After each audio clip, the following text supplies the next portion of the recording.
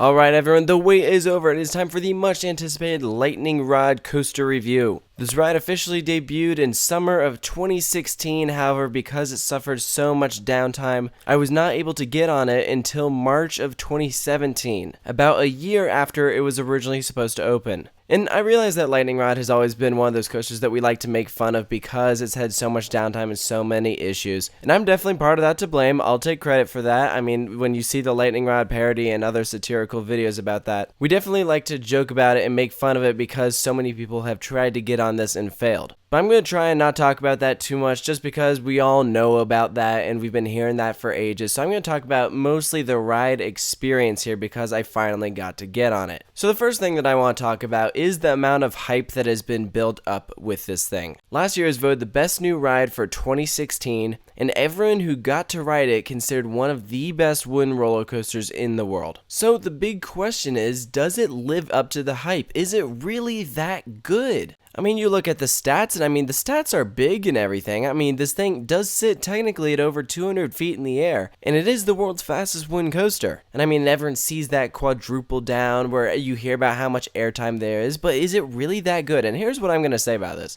Because it took me so long to get on this, I kind of had this image built up in my mind that Lightning Rod was going to be this phenomenal ride, and I had hyped it up so much in my mind that I'm thinking to myself, wait a minute, when I get on this, am I going to be left disappointed because I've set my expectations so high? And you know what, guys? Lightning Rod met those expectations. I'm not going to say exceeded because I don't know if any roller coaster would have been able to exceed those expectations just because they were set so high. So saying that Lightning Rod met my high expectations, I think is a huge deal. So for everyone who's wondering, I mean, is this one of the world's greatest roller coasters? I think it is, but you have to remember, this is not a perfect ride. I mean, if you're in the back seat, you do get a little bit of roughness at the bottom of the first drop. Now, supposedly there was a big pothole there last year, but they fixed that, so it's probably not as bad now as it was last year. My personal favorite spot on this is front row, which is kind of rare because this is the only RMC I've ridden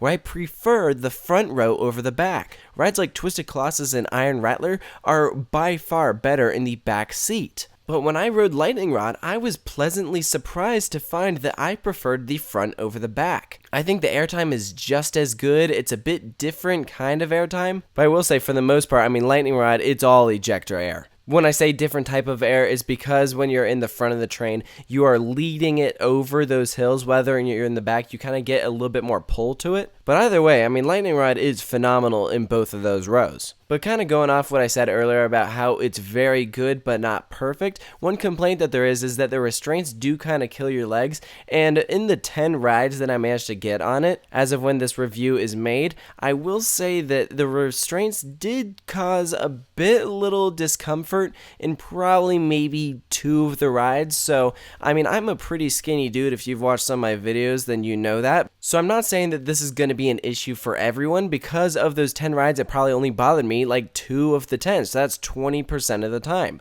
If you're a bit bigger, then it may cause a little bit more discomfort, but I'm not sure. That's just something I'm going to guess. But I think the restraints were also one of the reasons why the dispatches were a bit slower on this coaster versus the other rides in the park. But when I went, I mean, the dispatches weren't bad like they were last year. I heard that the dispatches were around 5 minutes each. When I went, it was probably averaging around 1.5 minutes, 2 minutes per dispatch. And that's also with no downtime. When I arrived at Dollywood the first day to when I left Dollywood the second day, it did not experience any technical difficulties at all. Now, the first day I did arrive around 3 o'clock and it was down that entire morning, but as soon as I got there to when I left the second day, it was completely operational, so I'm hoping all of the issues are behind us. But let's talk about the ride experience. Let's walk through the process. So you're going to arrive at the Lightning Rod Plaza, and I gotta say the entrance to this ride is beautifully themed. You can't go wrong with the kind of nostalgic car feel. You have these old-timey vehicles, you have like an old school gas station, repair shop, that kind of thing, and you're going to see that as you're walking through the queue.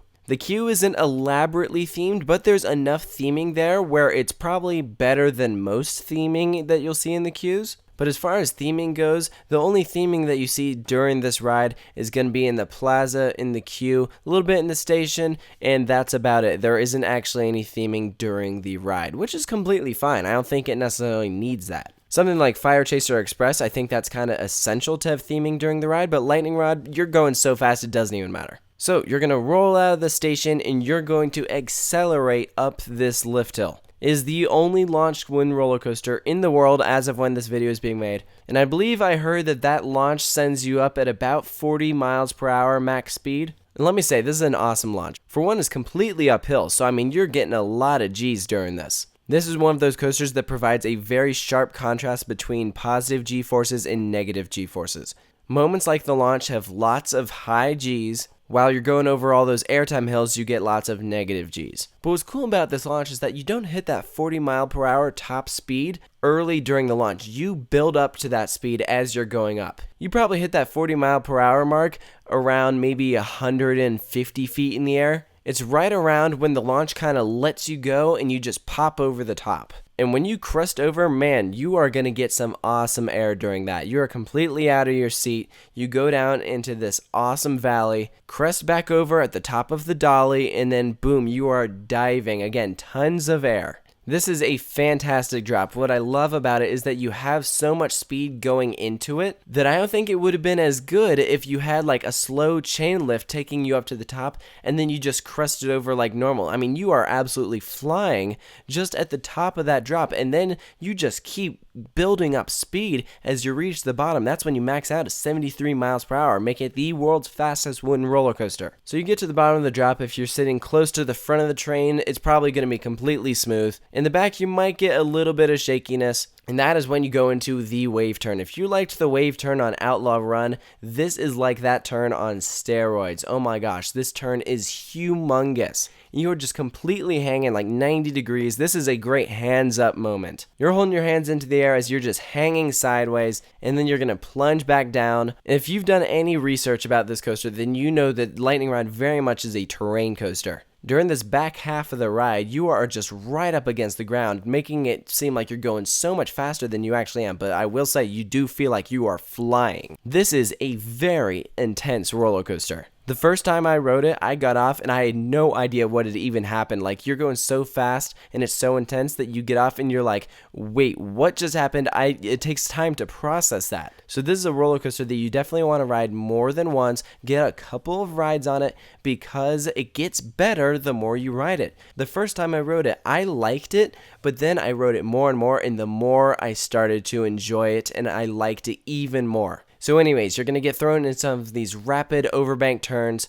This ride is just flinging you around. I mean, if you didn't have those restraints on, you would have been gone by now. So following some of those turns, this is when we get into the airtime hills. And when speaking of each of the hills, what I thought was awesome was that it seemed like the next hill was better than the previous one. So you go through the first one, that's awesome, but then you just keep on going, and as you're going down that quad down, each hill is even better than the one before. As you're going down that mountain, you just have so much speed. You get this cool view of Dollywood from above, but you don't really have time to take it in. Lightning Rod is just building up more and more speed as you're going down the mountain. You go into that final airtime hill. That's when you have your on-ride photo cam. Then you go through this massive overbank turn, dive down a bit, and then boom, you hit the brakes. Ride is over. This is that moment when you have this big smile on your face. You take a deep breath and you're like, wow, what just happened? As I was waiting in the queue and I was watching people as they hit that brake run, everyone was like that. Everyone had these big smiles on their faces. Their hair was all messed up. It was crazy. Everyone came into the station clapping. Everyone loves it.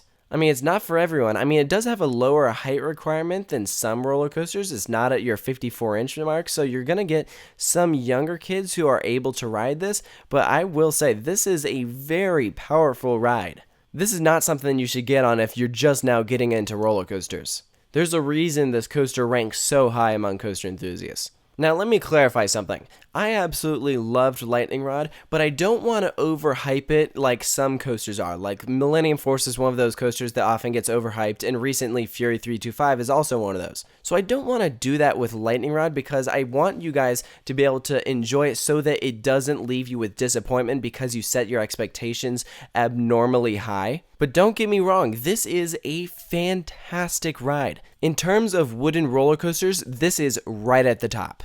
Lightning Rod has set the bar for not only wooden roller coasters but steel coasters, because Lightning Rod is now better than probably 90% of the steel coasters out there. So I think parks and coaster designers and engineers really are going to have to up their game from now on. Lightning Rod has set the bar really high. I don't know how many coasters can top this. I've ridden almost 300 now, and Lightning Rod is in the top 3. Where specifically in that top 3, I'm still trying to figure that out. I think I've got it, but if people are wondering like how this compares to El Toro, well, that's a conversation for another day. I'll probably make a coaster fight about that. But when I've talked to people who have ridden Lightning Rod, everyone has it high on their list. I think the real debate here is Lightning Rod the best roller coaster in the world? Because right now it's pretty well considered that Fury 325 is the best coaster in the world at the moment. So there's a lot of people who are saying, well, is Lightning Rod as good as Fury? And again, I'm not going to go too much into that just because this is a Lightning Rod review. I'm going to try and focus it mainly just on Lightning Rod and not compare it to other rides. But if people are comparing Lightning Rod to Fury 325, that is a very good sign. So it has come to the end of the video, which means I have to give Lightning Rod a final score. Lightning Rod has earned a 9, and here's why it is not getting higher. Because this coaster has easily been the most frustrating to get on out of any other ride. But if we are strictly talking about ride experience, a 10 all the way. So if you want to average out those two scores, Lightning Rod gets a 9.5, which I'd say is extremely good. It's very rare that I give a coaster a perfect score, and in ride experience, Lightning Rod is about as good as it'll get. But when looking at the ride overall, if a ride is this hard to get on because it's had so much downtime, we can't ignore that. I just don't feel right about giving a coaster a perfect score when it seemed to be my nemesis for the longest time because it was that hard to get on. When you take all that into factor, yeah, of course I'm going to deduct a point. Again, I really hope that the worst is behind us and that Lightning Rod remains fully operational throughout the rest of this year and doesn't have very much downtime. But we will have to wait and see. There's really no way for us to tell. At the way things are looking, I wouldn't be surprised if Lightning Rod is operating like at least 85% of the time this year, only breaking down occasionally, but not for long periods of time. But then again, I mean, this is a prototype roller coaster. In terms of ride experience, I'd say it's a big success. But in terms of overall, I mean, that first year was just, this coaster just bombed. No one got on it. So I think that's really going to kind of scare away a lot of parks who are going to want to build launched wooden roller coasters. They're going to say, now, wait a minute, hold on here. Let's look at Lightning Rod. So I'm really hoping that Lightning Rod stays operational as long as possible so that more parks start kind of doing something along these lines, maybe put in a flat launch, and just start doing more and more crazy things with RMC and wooden roller coasters. But we will just have to wait and see. So guys, this is my Lightning Rod coaster review. I hope you enjoyed the video. Post all your thoughts below about what you think of Lightning Rod. Are you going to try and get on it this year? If you have ridden it before, what are your thoughts on it? Did you agree with this review? I want to hear about it in the comment section below. And of course, stay tuned for more reviews here at Coaster Studios.